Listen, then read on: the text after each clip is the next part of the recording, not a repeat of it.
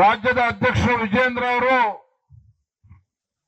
ಜನಾಕ್ರೋಶ ಯಾತ್ರೆ ಶುಭ ಸಂದರ್ಭದಲ್ಲಿ ಬಂದಿದ್ದಾರೆ ಅಂತ ಹೇಳಿದ್ರು. ರಾಜ್ಯದ ಅಧ್ಯಕ್ಷರು ಶುಭ ಸಂದರ್ಭದಲ್ಲಿ ನಾವು ಬಂದಿಲ್ಲ. ರಾಜ್ಯದಲ್ಲಿನ ಕಾಂಗ್ರೆಸ್ ಸರ್ಕಾರ ಚುನಾವಣಾ ಪೂರ್ವದಲ್ಲಿ ಏನು ಭರವಸೆಗಳನ್ನ ಕೊಟ್ಟಿದ್ರು, ಆ ಭರವಸೆಗಳನ್ನ ಈಡೇರಿಸದೇ ಇರತಕ್ಕಂತ ಸಂದರ್ಭದಲ್ಲಿ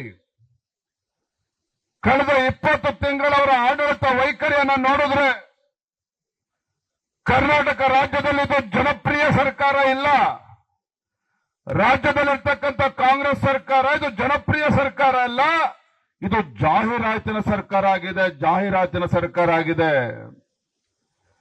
ಕರ್ನಾಟಕ ರಾಜ್ಯದಲ್ಲಿರ್ತಕ್ಕಂಥದ್ದು ಇದು ಬಡವರ ಪರವಾಗಿರ್ತಕ್ಕಂಥ ಸರ್ಕಾರ ಅಲ್ಲ. ಬೆಲೆ ಏರಿಕೆ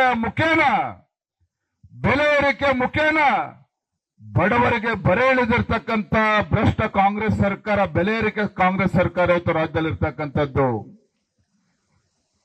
ರಾಜ್ಯದಲ್ಲಿ ಅಭಿವೃದ್ಧಿಯನ್ನು ಕೆಲಸಗಳನ್ನ ಮಾಡ್ತೇವೆ ಅಂತ ಹೇಳ್ಕೊಂಡು ಅಧಿಕಾರಕ್ಕೆ ಬಂದು ಇವತ್ತು ರಾಜ್ಯದಲ್ಲಿರ್ತಕ್ಕಂಥದ್ದೊಂದು ಅಭಿವೃದ್ಧಿ ಪರವಾಗಿರ್ತಕ್ಕಂಥ ಸರ್ಕಾರ ಅಲ್ಲ.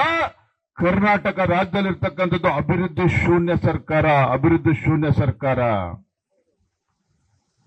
ರಾಜ್ಯದಲ್ಲಿ ಅಧಿಕಾರಕ್ಕೆ ಬರೋದಕ್ಕೆ ಆಶೀರ್ವಾದ ಮಾಡಿ ಎಲ್ಲ ಧರ್ಮಗಳಿಗೂ ಕೂಡ ನ್ಯಾಯ ಕೊಡ್ತೀವಿ ಅಂತ ಹೇಳ್ಕೊಂಡು ಅಹಿಂದ ಹೇಳ್ಕೊಂಡು ರಾಜ್ಯದಲ್ಲಿ ಅಧಿಕಾರಕ್ಕೆ ಬಂದು ಮುಖ್ಯಮಂತ್ರಿ ಕುರ್ಚಿ ಮೇಲೆ ಕೂತ ನಂತರದಲ್ಲಿ ಅಹಿಂದ ಹೇಳ್ಕೊಂಡು ರಾಜ್ಯದ ಅಧಿಕಾರದ ಚುಕ್ಕಾಣಿ ಹಿಡಿದಿರ್ತಕ್ಕಂಥ ರಾಜ್ಯದ ಮುಖ್ಯಮಂತ್ರಿ ಸಿದ್ದರಾಮಯ್ಯನವರು ಎಲ್ಲ ಹಿಂದುಳಿದ ಸಮುದಾಯಗಳನ್ನ ಸಂಪೂರ್ಣವಾಗಿ ನಿರ್ಲಕ್ಷಿಸಿ ಕೇವಲ ಅಲ್ಪಸಂಖ್ಯಾತರಿಂದ ಹೋಗ್ತಾ ಇರ್ತಕ್ಕಂಥ ಈ ಭ್ರಷ್ಟ ಕಾಂಗ್ರೆಸ್ ಸರ್ಕಾರ, ಹಿಂದೂ ವಿರೋಧಿ ಸರ್ಕಾರದ ವಿರುದ್ಧ ಇವತ್ತು ಜನಾಕ್ರೋಶ ಯಾತ್ರೆಯನ್ನು ಪ್ರಾರಂಭ ಮಾಡಿದ್ದೇವೆ. ಆತ್ಮೀಯ ಕಾರ್ಯಕರ್ತ ಬಂಧುಗಳೇ, ಮೊನ್ನೆ ದಿನ ನಮ್ಮ ಪತ್ರಕರ್ತ ಸ್ನೇಹಿತರು ಕೇಳಿದ್ರು, ಮೈಸೂರಿನಲ್ಲಿ ತಾಯಿ ಚಾಮುಂಡೇಶ್ವರಿಯಲ್ಲಿ ಪ್ರಾರ್ಥನೆಯನ್ನು ಸಲ್ಲಿಸಿ ನಮ್ಮ ಹೋರಾಟವನ್ನು ಪ್ರಾರಂಭ ಮಾಡಿದಾಗ ಏನು ವಿಜಯೇಂದ್ರ ಅವರೇ, ನೀವು ಹೋರಾಟಗಳನ್ನ ಕೇವಲ ಒಂದು ರಾಜಕೀಯ ಗಿಮಿಕ್ಕೋಸ್ಕರ ಮಾಡ್ತೀರಿ ಅಂತ ಹೇಳಿದ್ರು. ಅವ್ರು ಹೇಳಿದೆ ಪತ್ರಕರ್ತ ಸ್ನೇಹಿತರಿಗೆ, ಭಾರತೀಯ ಜನತಾ ಪಾರ್ಟಿ ಯಾವುದೋ ಒಂದು ರಾಜಕೀಯ ಗಿಮಿಕ್ ಮಾಡೋಕೆ ಯಾವುದೋ ಚುನಾವಣೆಗಳು ಈ ಸಂದರ್ಭದಲ್ಲಿ ಇಲ್ಲ, ಅಥವಾ ಯಾವ ಕಾಂಗ್ರೆಸ್ ಪಕ್ಷದ ಮುಖಂಡರು ಇದೇ ಸಿದ್ದರಾಮಯ್ಯನವರು ವಿಧಾನಸಭಾ ಚುನಾವಣೆ ಮುಂಚಿತವಾಗಿ ಕಾಂಗ್ರೆಸ್ ನಡೆಗೆ ಕೃಷ್ಣೆಯ ಕಡೆಗೆ ಅಂತೇಳಿ ಪಾದಯಾತ್ರೆ ಮಾಡಿದ್ರು. ಆದ್ರೆ ಅಧಿಕಾರ ಬಂದ ಮೇಲೆ ₹1 ನೀರಾವರಿ ಯೋಜನೆಗಳಿಗೆ ದುಡ್ಡು ಕೊಡಲಿಲ್ಲ ರಾಜ್ಯದ ಮುಖ್ಯಮಂತ್ರಿಗಳು. ಡಿ.ಕೆ. ಶಿವಕುಮಾರ್ ಹೇಳಿದ್ರು, ನಮ್ಮ ಮೇಕೆದಾಟು ಪಾದಯಾತ್ರೆ ಮಾಡಿದ್ರು. ಅಧಿಕಾರಕ್ಕೆ ಬರೋ ತನಕ ಮಾತ್ರ ಪಾದಯಾತ್ರೆ, ಅಧಿಕಾರ ಬಂದ ಮೇಲೆ ಮೇಕೆದಾಟನ್ನು ಮರೆತರು. ರಾಜ್ಯದಲ್ಲಿ ನೀರಾವರಿ ಯೋಜನೆಗಳನ್ನು ಕೂಡ ಸಂಪೂರ್ಣವಾಗಿ ಮರೆತಿದ್ದಾರೆ.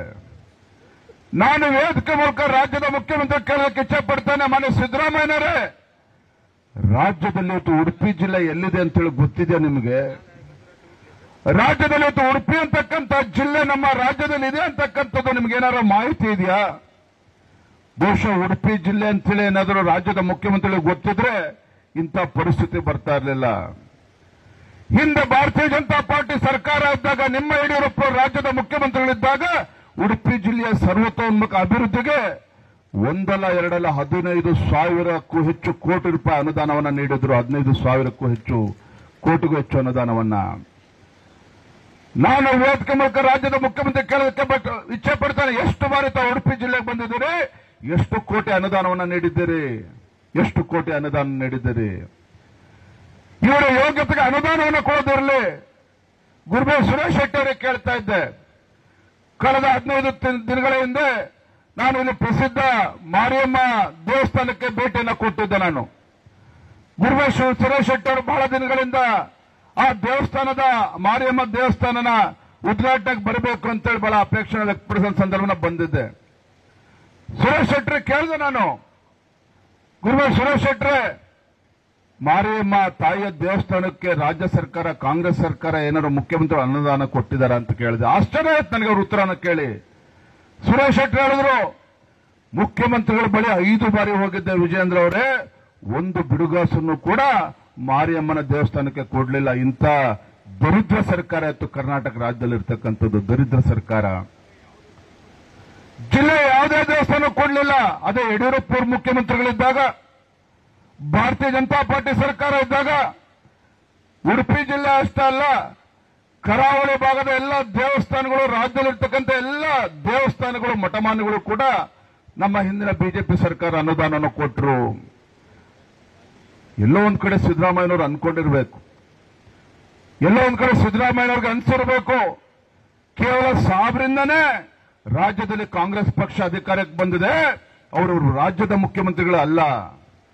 ರಾಜ್ಯದ ಮುಖ್ಯಮಂತ್ರಿಗಳಲ್ಲ ಸಿದ್ದರಾಮಯ್ಯನವರು, ಈ ನಾಡಿನ ಜನತೆ ನಾಡಿನ ಮುಖ್ಯಮಂತ್ರಿಗಳಲ್ಲ, ಕೇವಲ ಅಲ್ಪಸಂಖ್ಯಾತರಿಗೆ ಮುಸಲ್ಮಾನರಿಗಷ್ಟೇ ಮುಖ್ಯಮಂತ್ರಿ ಅನ್ನೋ ರೀತಿ ವರ್ತನೆ ಮಾಡ್ತಾ ಇದ್ದಾರೆ.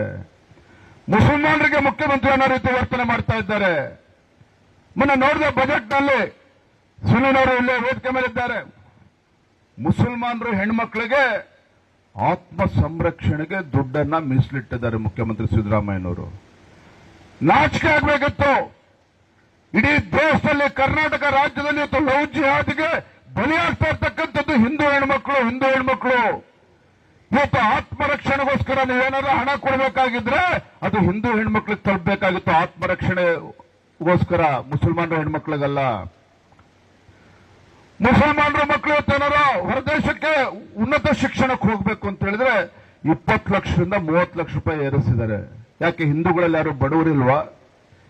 ಹಿಂದೂಗಳಲ್ಲಿ ಯಾರು ಕೂಡ ಬಡವರು ವಿದ್ಯಾರ್ಥಿಗಳು ಹೊರದೇಶಕ್ಕೆ ಹೋಗಿ ಉತ್ತಮ ಶಿಕ್ಷಣನ, ಉನ್ನತ ಶಿಕ್ಷಣನ ಪಡೆದುಕೊಂಡು ಸ್ವಾಭಿಮಾನದ ಬದುಕನ್ನ ಮಾಡಬೇಕು ಅಂತ ಹೇಳೋ ಅಪೇಕ್ಷೆ ಇಲ್ವಾ?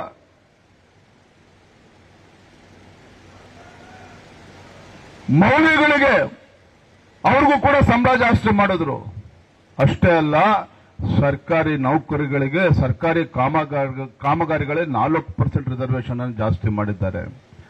ಇದನ್ನು ಪ್ರಶ್ನೆ ಮಾಡಿ ಭಾರತೀಯ ಜನತಾ ಪಾರ್ಟಿಯ ಶಾಸಕರು ಸದನದ ಒಳಗಡೆ ಹೋರಾಟ ಮಾಡ್ತಾ ಇದ್ರೆ, ನಮ್ಮೆಲ್ಲ 18 ಶಾಸಕರನ್ನ ಕಾನೂನಿನ ವಿರುದ್ಧವಾಗಿ ನಮ್ಮ 18 ಶಾಸಕರನ್ನ 6 ತಿಂಗಳ ಕಾಲ ಸಸ್ಪೆಂಡ್ ಮಾಡ್ತಕ್ಕಂಥ ಕೆಲಸ ಆ ಪುಣ್ಯಾತ್ಮ ಸ್ಪೀಕರ್ ಅವರು ಮಾಡಿರ್ತಕ್ಕಂಥದ್ದು. ಇವರು ಸಂವಿಧಾನದ ಬಗ್ಗೆ ಮಾತನಾಡ್ತಾರೆ, ಬಾಬಾ ಸಾಹೇಬ್ ಅಂಬೇಡ್ಕರ್ ಬಗ್ಗೆ ಮಾತನಾಡ್ತಾರೆ. ಬಹುಶಃ ಈ ರಾಜ್ಯದಲ್ಲಿ, ದೇಶದಲ್ಲಿ ದಲಿತರ ಹೆಸರು ಹೇಳ್ಕೊಂಡು ಅವ್ರನ್ನ ಮತ ಬ್ಯಾಂಕ್ ಆಗಿ ಪರಿವರ್ತನೆ ಮಾಡಿ ಅವ್ರನ್ನ ದುರುಪಯೋಗ ಪಡಿಸಿಕೊಂಡಿರ್ತಕ್ಕಂಥ ಪಕ್ಷ ಯಾವ್ದಾರು ಕಾಂಗ್ರೆಸ್ ಪಕ್ಷ. ನಾನು ಕಾಂಗ್ರೆಸ್ ಸರ್ಕಾರಕ್ಕೆ ಕೇಳಲಿಕ್ಕೆ ಇಚ್ಛೆ ಪಡ್ತೇನೆ. ಇವತ್ತು ಮುಸಲ್ಮಾನರ ಬಗ್ಗೆ ಇಷ್ಟಲ್ಲ ಮೊಸಳೆ ಕಣ್ಣೀರು ಹಾಕ್ತಿರಲ್ಲ.